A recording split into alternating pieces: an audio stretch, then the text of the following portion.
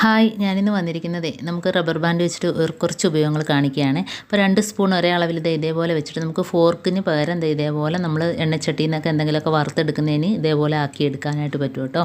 കണ്ടോ, അപ്പോൾ ഫോർക്കിന് പകരം ഇങ്ങനെയൊക്കെ ഉപയോഗിക്കാവുന്നതാണേ.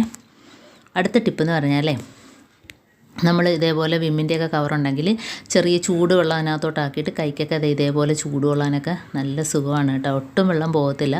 അപ്പോൾ ഇതുപോലെയൊക്കെ ഉപയോഗപ്പെടുത്താം. അടുത്തതായിട്ട് നമ്മൾ ഇതേപോലെ കറിയൊക്കെ വയ്ക്കുമ്പോഴത്തേന് സ്പൂണ് ഇറങ്ങി അകത്തോട്ട് പോകാറുണ്ട്. ഇതിപ്പോൾ വെള്ളമാണ്, അതിന് പകരം കറിയാണെങ്കിൽ ഇറങ്ങി പോകാറുണ്ട്. അപ്പോൾ ആ സ്പൂണിൻ്റെ തുമ്പ് ഭാഗത്തായിട്ട് ഇതേപോലെ റബ്ബർ ബാൻഡ് ഇട്ടിട്ട് നമ്മൾ ഇറക്കി കൊടുക്കുകയാണെങ്കിൽ കണ്ടോ, ഇറങ്ങി വീഴില്ല കണ്ടോ.